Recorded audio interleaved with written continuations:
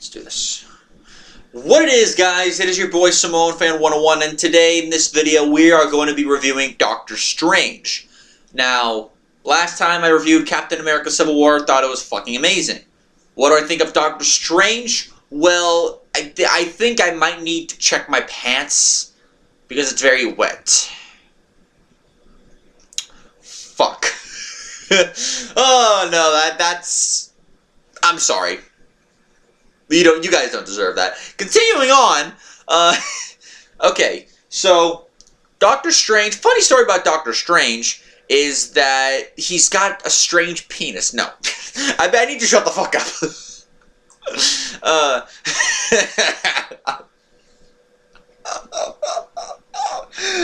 Oh my God, I'm going to hell. I'm convinced. I'm a believer in God, but I'm going to hell. Anyway. Two funny things about this film. One was that it was written, well, it had three writers, but one of the writers is a guy by the name of C. Robert Cargill. Now, for those of you who might remember him, he was the guy who voiced Carlisle in the Spill reviews, and is very closely tied to Corey Coleman and the critics and critics like Martin Thomas and Chris Cox. Now, so I thought it'd be funny to mention that because, you know, I knew him as a critic first and as a movie writer second. So I just thought I'd mention that because it is interesting. This movie, by the way, was directed by Scott Derrickson. Derrickson had written and made some movies before, like The Exorcism of Emily Rose, The Day the Earth Stood Still. He was one of the writers for Urban Legends Final Cut, if you remember that film. I do. In fact, I own that film. He was the one who wrote Sinister 2 alongside, well, no, he didn't write Sinister, C. Robert Cargill didn't write Sinister, did he? Hang on, let me check. I find it too, I have to check. Oh, he did. Scott Derrickson helped write Sinister and Sinister 2 alongside C. Robert Cargill. So there is a correlation between the two there. So okay, that's pretty good. I just wanted to check that. I thought it'd be interesting to know.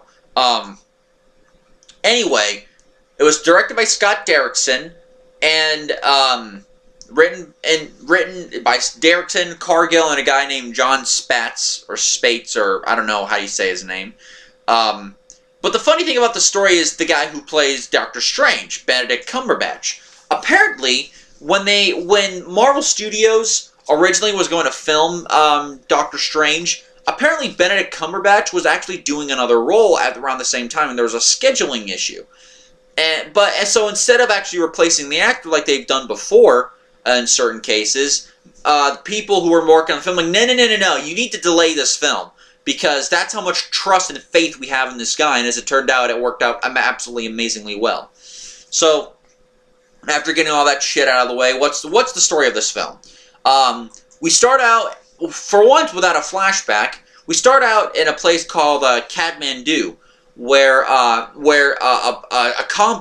magical compound called Kamar-Taj, is being invaded by a sorcerer known as Caecilius and his servants, who they call Zealots. They break into Kamar-Taj, they behead the librarian, and steal a few pages from an ancient book, a magical book that belongs to being known as the Ancient One, who is a long-time living sorcerer.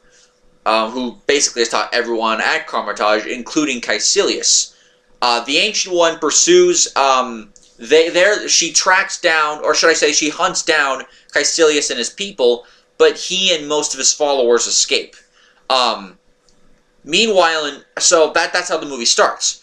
We cut to New York City, where Stephen Strange, who is a very famous, well-known neurosurgeon, you know, he's the kind of, he is a famous neurosurgeon. He's very, in my opinion, he's kind of like Tony Stark, in the sense that he's arrogant, but he can actually back that up with his skills, and he's very much into, like, his own world, yeah, pretty much very much into his own world.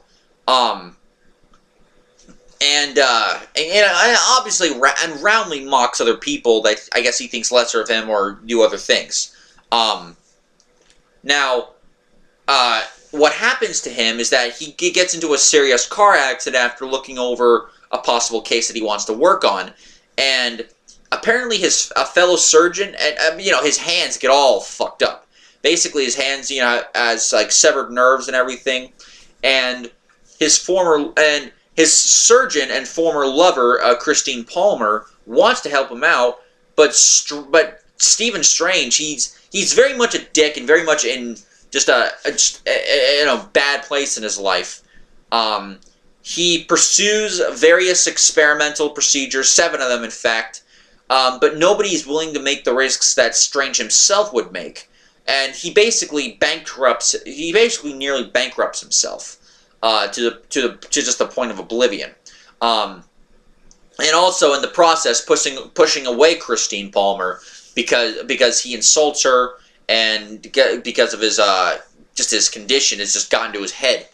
But Strange then learns about a man by the name of Jonathan Pangorn, and Pangorn is a paraplegic. He got into an accident and he could no longer use his legs, but after visiting a place that is Kamar-Taj, he was able to regain the use of his legs.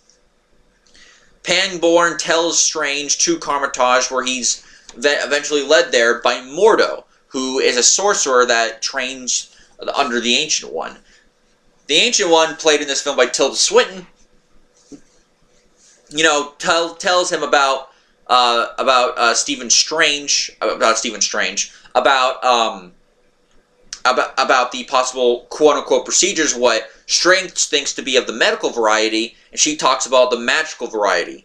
Strange laughs it off at first, but after a big thing of showing Doctor Strange the power of magic, he wants her to train her. She initially refuses, but then reluctantly agrees to train him,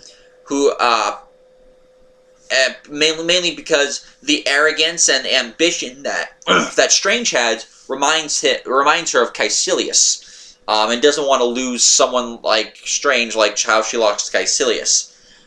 Over time, Strange studies under the Ancient One and Mordo. At first is really unable to do a whole heck of a lot, but then after giving himself more into magic and giving himself more into the process of it,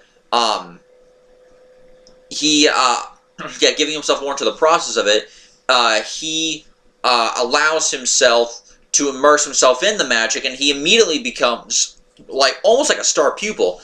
He starts growing very fast in his magical abilities, to the point where he's even using magic like astral projection, using more and more books, training in the mirror dimension, and at one point even takes the same book that he takes the same book that Wong told him about earlier. Wong is basically the replacement librarian for the one that was killed in the beginning of the movie. Played, funny enough, by Benedict Wong. So, Wong plays Wong. Fuck. What is up with me and the dick jokes? I must figure this out. Anyway, Wong tells him about what Caecilius did in the beginning of the movie, and Strange, Strange uses this object called the Eye of Agamotto. Agamotto being the first big sorcerer, and uses the Eye of Agamotto to look at the pages that were ripped out, and again, he's just kind of like, I guess I'm just, he says he's got a photographic memory, but both Mordo and Wong are basically convinced that Strange has a great affinity for the magic, but also warns him about breaking the laws of nature, because that's exactly what Caecilius has done for eternal life. They, of course, show him Dormammu, and when Doctor Strange was looking into the pages that were ripped out when he was turning back time of the book, he saw Dormammu in the Dark Dimension. where time is non-existent. They tell him more about Dormammu, and Strange is like, I came here to heal my hands. I didn't come here to join a mystical war. But that choice is basically taken right out of his hands when Caecilius destroys the London Sanctum in order to attack, in order to basically weaken the Earth's protection, because there's three sanctums. One in Hong Kong, one in London, one in New York. These basically act like protective shields against magical things. And Caecilius goes on his way to attacking them. He goes to attack the New York sanctum, at least his zealots do. He and his zealots, I should say. And like I said, it's taken right out of Strange's hands when he's actually accidentally exploded into the New York sanctum, which of course is where Strange, once did his thing as a doctor. When, kind of a weird sense of irony there, if you will. Then he's attacked by Caecilius, but Strange eventually fights him off, even though he's better at magic than most beginners. He's still a beginner, so he's got to like find a way to fight them off. Eventually, he throws this. Eventually, a cape helps out, called the Cloak of Levitation. It basically attaches himself to Strange as its partner, and eventually entraps Caecilius in this thing, and where he questions him. And even though Strange doesn't buy most of Caecilius's bullshit, Caecilius does tell him that, yeah, the Ancient One is not all good and encompassing, which leads to Doctor Strange questioning the Ancient One soon afterward. And questioning the Ancient One soon afterward, basically demanding answers like, do you use the Dark Dimension powers in order to give you eternal life, or unnaturally long life? And he basically accuses her of that, even though Mordo's on his side. Now, I forgot to mention this. In between those two things, after he was captured, one of Caecilius' zealots attacked Strange, and and one of the things they had to do is transportation using these ring slings. He used a ring sling in order to go back to the doctor's place, or the hospital where Christine Palmer works. And of course, it's revealed to Christine Palmer his magical abilities and all that good stuff. So yeah, you got that. You have a lot of shit going wrong. The New York Sanctum gets attacked again when Mordo's there. The Ancient One fights him off, but she's killed by Caecilius and reveals to Strange that apparently Strange will also have to bend the laws of nature in order to protect the good of all things. Something that Mordo is very much not a fan of. Because his whole thing is to protect nature, and he sees what what the Ancient One was doing as fucking up with nature. Especially after it's revealed that yes, the Ancient One was using dark dimensional powers in order to expand her life, which is kind of fucked up. So Strange and Mordo fight alongside Wong against Caecilius and his zealots, and Strange's ultimate strategy is to go to the source himself, go to Dormammu, and using the Eye of Agamotto, which he still has, is able to use a time spell in order to put him in a time loop until Dormammu gets fucking sick of it, and demands to be released free. And of course, the bargain is if he takes his zealots and never attacks Earth again, he will be free and let go of the time loop, which Dormammu agrees with. He goes back to Earth. Caecilius and his zealots are taken by Dormammu into the Dark Dimension. Everything is rebuilt. But the thing is, after everything that's happened,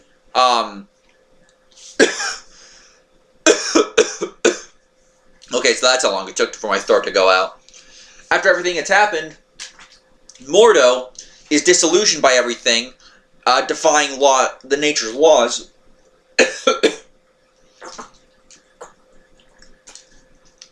Basically, he says he looks at them messing up the law of nature, and leaves, and basically leaves Kamar-Taj.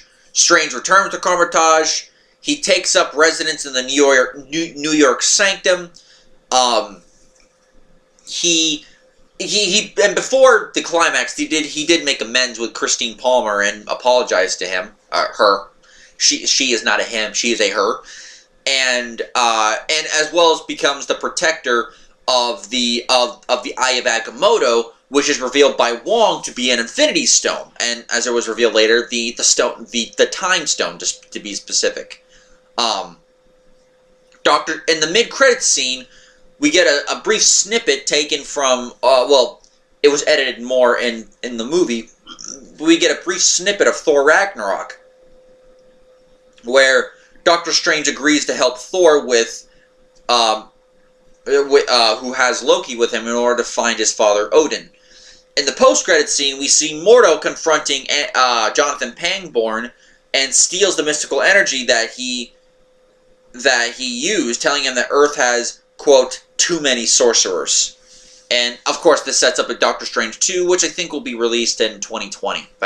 I remember correctly looking it up. Okay. By the way, this movie had a budget of 165 to 236 million. If I had to guess, it was closer to the 236 mark, and made $677 million total. What do I think of this movie? Well, much like this movie has a lot in common with films like Thor, Ant-Man, and there was another film I gave an 8 out of 10. Actually, that may be there's the Avengers films, but that's a different beast. It has a lot in common with both Thor and Ant-Man in terms of you can kind of see where the story is going. A broken man who had everything in the beginning, but then became nothing, has to not redeem himself, but has to rebuild himself, and sees that the role that he originally was doing is not the role he always has to do, and realizes that he's meant for more. We've seen this kind of role before. It's kind of like, I guess if it's kind of like anything, it's like Prince of Egypt, the animated Prince of Egypt, not the Ten Commandments, where it's kind of a man who falls into his leadership and into his power rather than seeking it out. It's kind of a mix of both. He seeks out the power, but he falls into the role of master because of his affinity for the magical arts. So that's what this film does so good. I think sometimes Marvel does its best work and its more famous work when they take risks, like with Ant-Man, Doctor Strange, and even some like Thor, which was also a risk because of the kind of world that Thor brought. Then you had a lot of good shit. So let's get into why I think this is a good movie. What are the good aspects? Well, I say most because there's two casting choices I had to disagree with. A lot of the casting choices are pretty good. Benedict Cumberbatch was born for the role of Doctor Strange. No wonder why the studio allowed sorry about that. No wonder why the studio allowed Doctor Strange to do his thing. Well, Benedict Cumberbatch more time in order to become Doctor Strange. Because he was built for the role. And also built for the role was Chiwetel Ejiofor as Carl Mordo. That's the name I got up here on Wikipedia. They never once call him Baron Mordo or Carl Mordo. We just know him as Mordo throughout the whole movie. Now, granted, this version of Mordo is not, at least he wasn't introduced as the straight-up evil bad guy wizard that he was in the comics. First of all, he's black. Second of all, he starts out as a good guy, and I like the character. A character that starts out as a good guy. He believes absolutely everything the Ancient One tells him, but when it's shown that the Ancient One is not everything that he thinks it is, she is, he he becomes disillusioned and like, I have to leave because this is not who I am. Because that's not who I am. Also very good in this movie is Rachel McAdams, who plays Christine Palmer. Of course, now here's the thing. Originally, from what I know, they were originally written as love interests. But one thing that this film does differently that I actually do like was that they were love interests in their backstory, but since then had came out of the, basically they kind of broke up, but they stayed friends. And but no matter what stage, the thing is there is some kind of love between them, and there is and some kind of relationship there. Clearly, Christine still very much cares about Steven, and that's what I think really makes the dynamic between Doctor Strange and Christine Palmer work. Benedict Wong as well, Wong, is absolutely great in his role as the guy who's a very no-nonsense kind of guy, very serious, but also has his moments of humor that really make him work. Like the fact that he doesn't know who any star is, like, say, Beyonce, or Drake, or anybody. Like Adele. He doesn't, or not even Aristotle, who's like an old ancient, not ancient, but like an old astronomer from way, way, way thousands of years ago back in the Greek days. It's like, he doesn't even know that. Clearly this guy was sheltered as a kid. And then at the end of the movie, Strange says like a joke, and Wong's like, yeah, it's funny. Anyway, so yeah, he does a great job. Someone else who does a great job, well, okay, there are other people who do great in this movie. But those are the people I really wanted to mention. Of course, there's also Dormammu, who, believe it or not, was also voiced by Benedict Cumberbatch. So yeah, Cumberbatch played one of the main villains and the main hero, which is actually kind of cool. So you had that. You had a couple other things, but that's basically it. Anyway, so you had some of the really good casting choices. You had a pretty good story. The special effects are, let's face it, the special effects are the star of this movie. Out of all of the Marvel films, now, I would have said Ant-Man and Ant-Man and the Wasp, and even to a certain extent, maybe, you know, Avengers Infinity War. But out of all the films, I think Doctor Strange is the one that's most visually interesting. That's the most, with the things they do with the magic, I mean, some of them are so fucking cool and so creative. I'm just like, oh my god, that looks amazing. And in a lot of ways, like, it looks like liquidy, but it looks that way on purpose, and it looks realistic. So many of the magic looks so real, and it's so amazing in how they do it. It's actually pretty incredible, the things that they do. It's like, how did they come up with this? Probably had a long time to plan, if I had to guess. So you had a lot of things going for it. You had a lot of things that really, really went for this film. The soundtrack was also very good. A very good soundtrack. Let's see, the cinematography for the action scenes I thought was pretty cool. The thing with Dormammu at the end with the I will come to bargain is really good. This movie also has some really good some comedic timing, which I actually really enjoyed. So there's a lot of things in this that works in this film. Also, it's a shorter film than previous Marvel films, which, if you remember, is what I said about Ant-Man, and they also took a risk making that film too. Now, what about this film?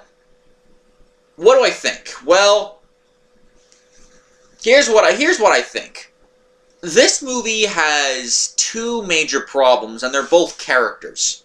One is in a casting choice, and one is the character itself, and not the casting choice.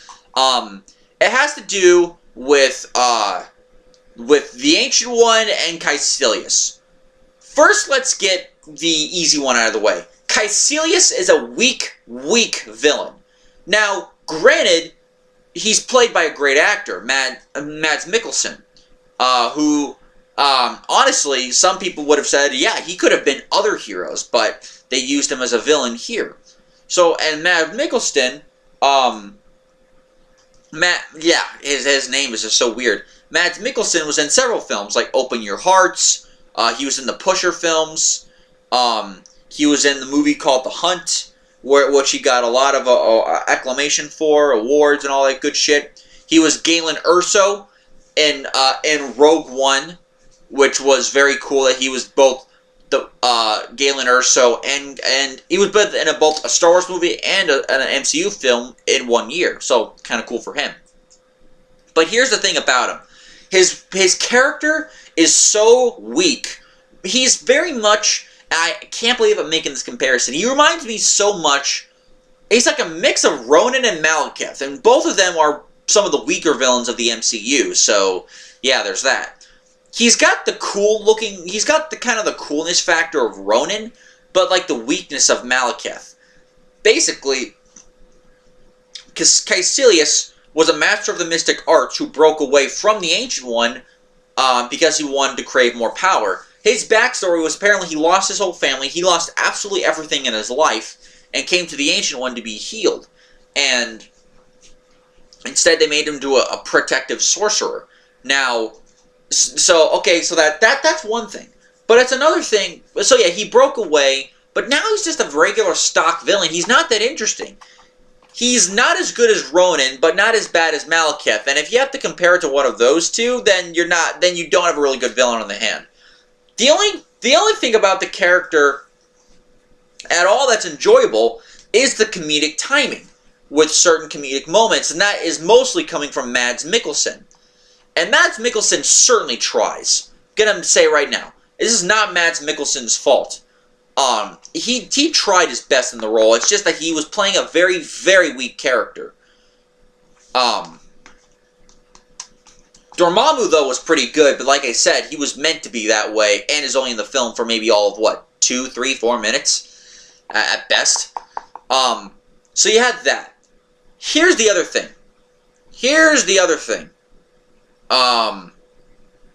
We also, the other acting choice, and yeah, I know some of you are gonna say, oh, you hate women, you're a woman hater. Fuck you, I'm not.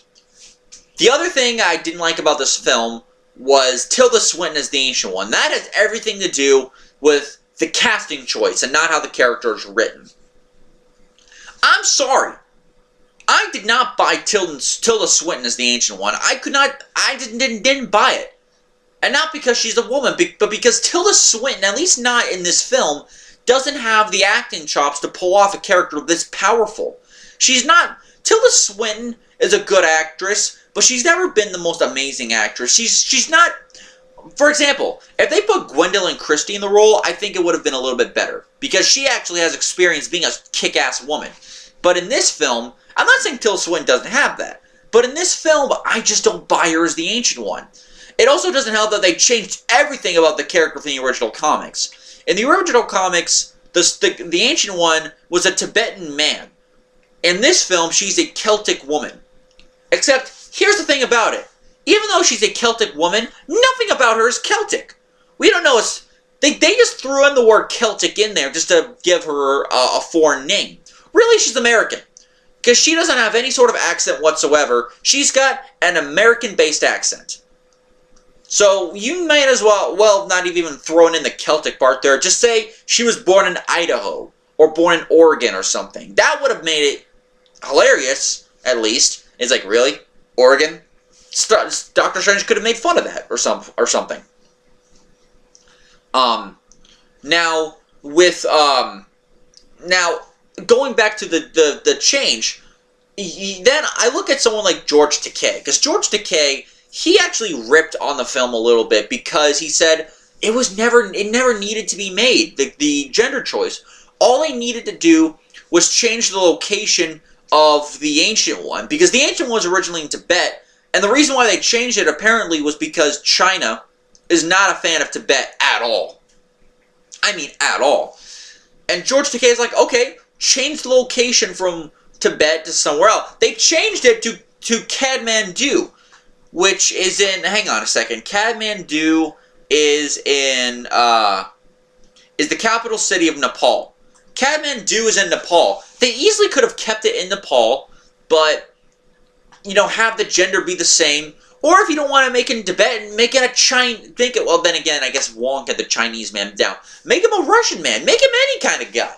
They didn't need to make the gender change. It's one thing to make a gender... If you can make a gender change and make it work, that's fine. They did that with Ant-Man and the Wasp to good success. Although, I'll get to that more when I get into Ant-Man and Wasp review.